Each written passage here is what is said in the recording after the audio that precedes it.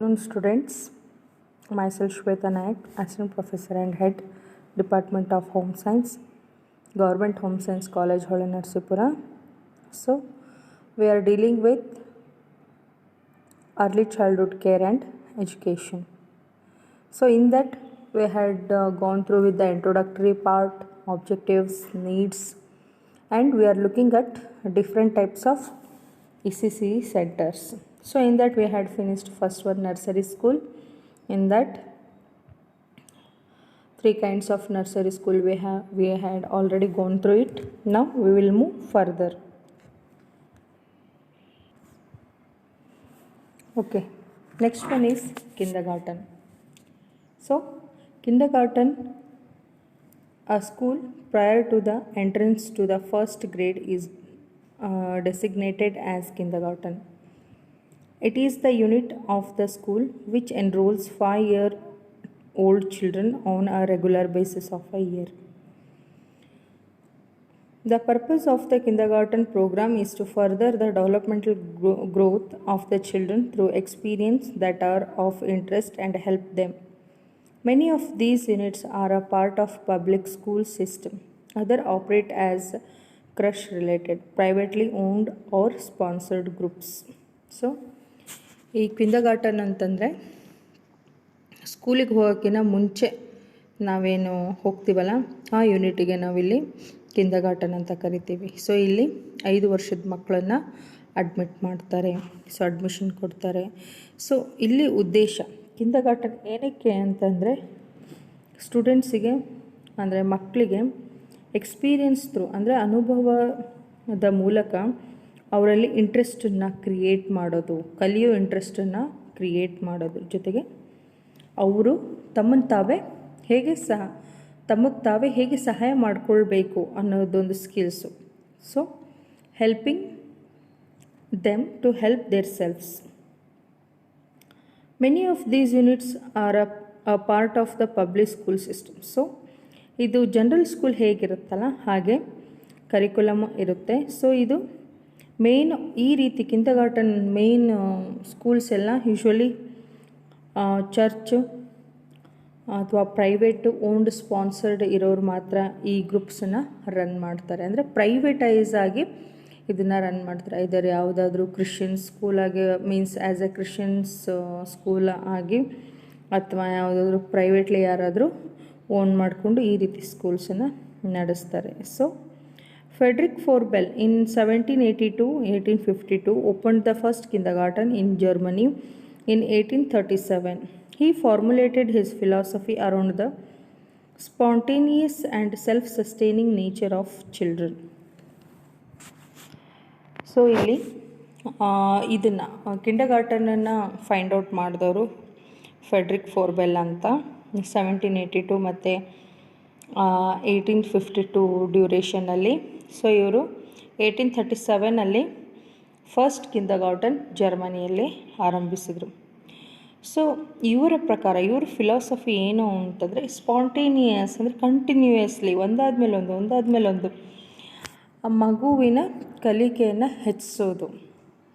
So ಮಗುವಿನ nature ಪ್ರಕಾರ ಇರೋ ಸ್ಕೂಲಿನ ವಾತಾವರಣದ ಪ್ರಕಾರ ಮಗುವಿನ ನೇಚರ್ ಪ್ರಕಾರ ಅವು ಹೇಗೆ ಕಲಿಕೆಯನ್ನು ಅಳವಡಿಸ್ಕೋಬೇಕು ಅನ್ನೋದು ಇದ್ರ ಮೇನ್ ಉದ್ದೇಶ ಆಗಿರುತ್ತೆ. ಸೊ ಈ ಫಂಕ್ಷನ್ಸ್ ಆಫ್ ಕಿಂಡರ್ಗಾರ್ಟನ್ ನೋಡೋಣ. Friendliness and helpfulness in relationship with others. So ಇಲ್ಲಿ ರಿಸ್ಟ್ರಿಕ್ಷನ್ ಇರಲ್ಲ, ಅಂದರೆ ಸ್ಟ್ರಿಕ್ಟನ್ನು ಮೇಂಟೈನ್ ಮಾಡಲ್ಲ. ಇಲ್ಲಿ ಟೀಚರು ಮಕ್ಕಳಿಗೆ ತುಂಬ ಫ್ರೆಂಡ್ಲಿನೆಸ್ಸಿಂದ, ತುಂಬ ಪ್ರೀತಿ ಲವ್ ಅಫೆಕ್ಷನಿಂದ ಆಮೇಲೆ ಅವರಿಗೆ ಎಲ್ಲ ವಿಧವಾದ ಸಹಾಯವನ್ನು ಇಲ್ಲಿ ಮಾಡ್ತಾರೆ.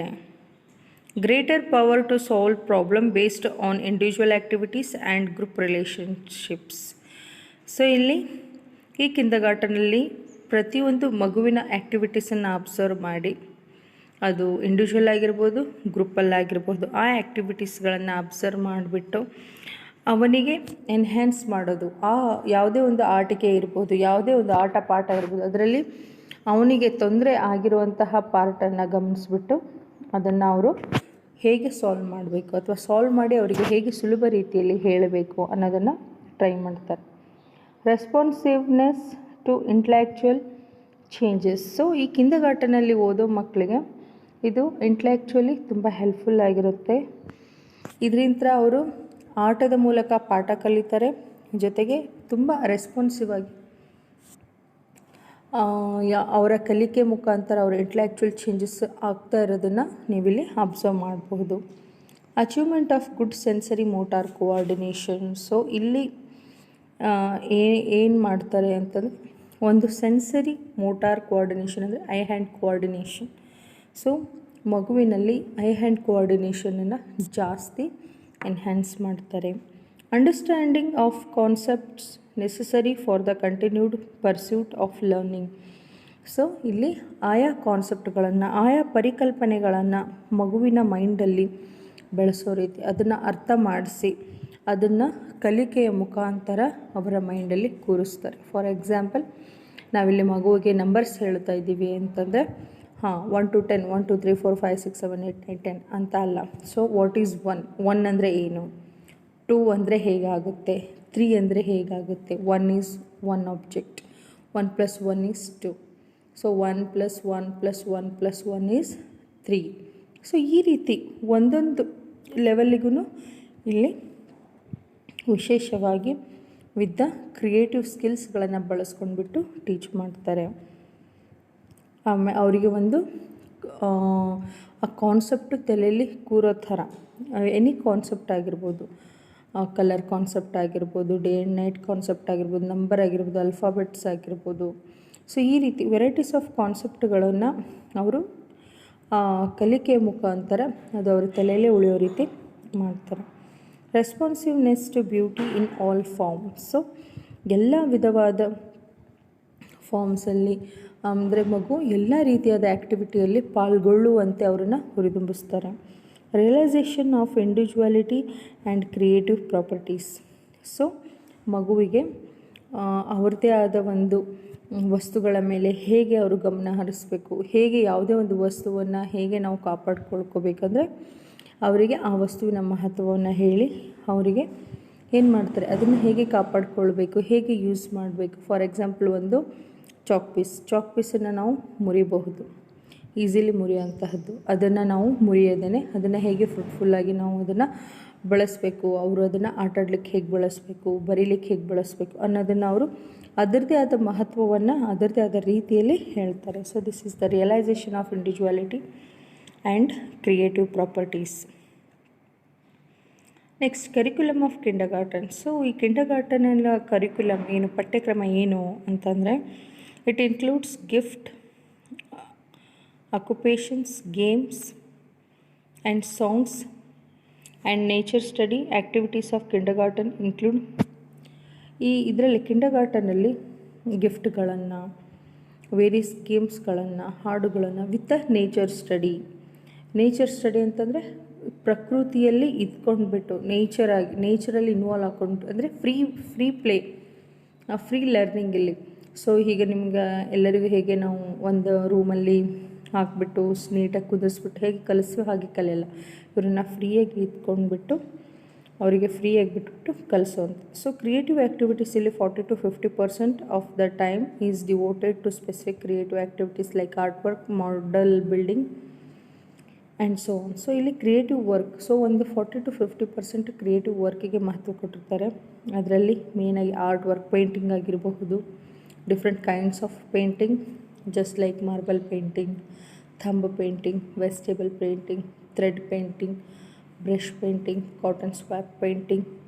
ಸೊ ಈ ರೀತಿ ವೆರೈಟೀಸ್ ಆಫ್ ಪೇಂಟಿಂಗು, ಆಮೇಲೆ ಆರ್ಟ್ ವರ್ಕ್, ಕೊಲ್ಯಾಜ್ ವರ್ಕ್ ಆಗಿರಬಹುದು, ಮಾಡೆಲ್ ಬಿಲ್ಡಿಂಗ್, ಕ್ಲೇ ಮಾಡೆಲಿಂಗನ್ನು ಮಾಡಿಸೋವಂಥದ್ದು. ಈ ರೀತಿ ಅವರಿಗೆ ಕ್ರಿಯೇಟಿವ್ ಸ್ಕಿಲ್ಸ್ಗಳನ್ನು ಎನ್ಹ್ಯಾನ್ಸ್ ಮಾಡ್ತಾರೆ.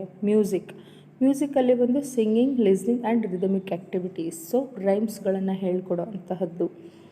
ರೈಮ್ಸನ್ನು ಹೇಳೋ ರೀತಿ ಯಾವ ರೀತಿ ಇರಬೇಕು ಅಂದರೆ, ಆ ಮಗು ಅದನ್ನು ಕಲೀಲಿಕ್ಕೆ ಫುಲ್ ಇಂಟ್ರೆಸ್ಟನ್ನು, ಕುತೂಹಲ, ಕ್ಯೂರಿಯಸನ್ನು ಕೊಡಬೇಕು. ಅವ್ನು ಕ್ಯೂರಿಯಾಸಿಟಿಯಾಗಿ ಆ ರೈಮ್ಸನ್ನು ಅವನು ಲಿಸನ್ ಮಾಡಬೇಕು. ಸೊ ಆ ರೀತಿ ರಿದಮಿಕ್ಕಾಗಿ ವಿತ್ ಬಾಡಿ ಲ್ಯಾಂಗ್ವೇಜು ಆ ಮಗುವಿಗೆ ಆ ರೀತಿ ಹುರಿದುಂಬಿಸ್ತಾರೆ.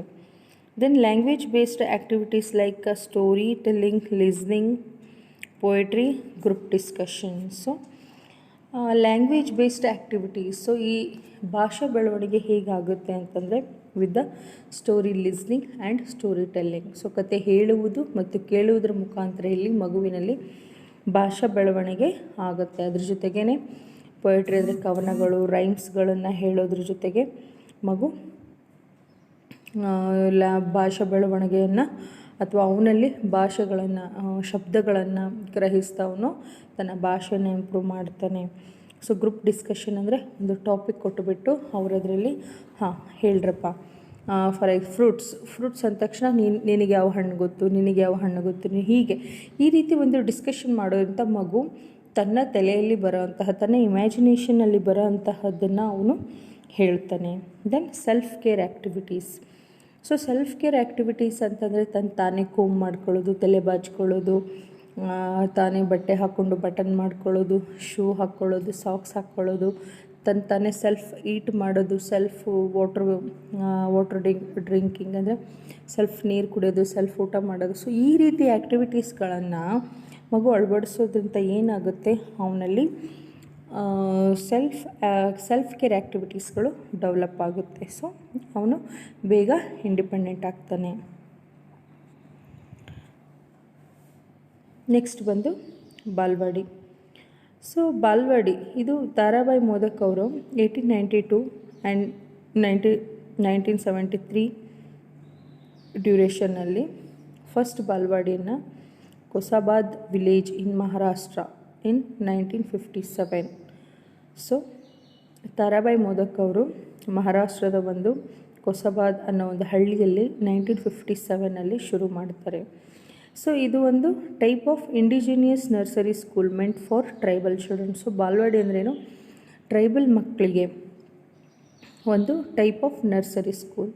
Litre these balwadis are taken up by the CSWB and spread in all the urban and rural areas. So ಇದನ್ನು ನೆಕ್ಸ್ಟ್ ಏನು ಮಾಡಿದರು, ಚೈಲ್ಡ್ ಸೋಷಿಯಲ್ ವೆಲ್ಫೇರ್ ಡಿಪಾರ್ಟ್ಮೆಂಟ್ನವರು ಅದನ್ನು ಅಡಾಪ್ಟ್ ಮಾಡ್ಕೊಂಬಿಟ್ಟು ಎಲ್ಲ ಅರ್ಬನ್ ಮತ್ತು ರೂರಲ್ ಏರಿಯಾಸ್ಗಳಿಗೆ ಈ ಬಾಲ್ವಾಡಿನ ಡಿಸ್ಟ್ರಿಬ್ಯೂಟ್ ಮಾಡಿದರು. ಸೊ ಇದರಲ್ಲಿ ಏನು ಆ್ಯಕ್ಟಿವಿಟೀಸ್ ಇರುತ್ತೆ ಅಂತಂದರೆ, first one health care activities, outdoor activities, free activities, creative and art activities, sensory training activities, language and numbers activities, field trips and excursions. So health care activities ಅಂದರೆ ಆರೋಗ್ಯವನ್ನು ಚೆನ್ನಾಗಿ ಹೇಗೆ ಕಾಪಾಡಿಕೊಳ್ಬೇಕು, ಬೇಗ ಮಲಗಿ ಬೇಗ ಏಳಬೇಕು, ಟೈಮ್ ಟು ಟೈಮ್ ಊಟ ಮಾಡಬೇಕು, ಹೊಟ್ಟೆ ತುಂಬ ಊಟ ಮಾಡಬೇಕು, ಫುಡ್ ವೇಸ್ಟ್ ಮಾಡಬಾರ್ದು. ಸೊ ಈ ರೀತಿ ಬೇಸಿಕ್ ಥಿಂಗ್ಸ್. ಔಟ್ಡೋರ್ ಆ್ಯಕ್ಟಿವಿಟಿ ಅಂತಂದರೆ ರನ್ನಿಂಗ್, ಜಂಪಿಂಗ್,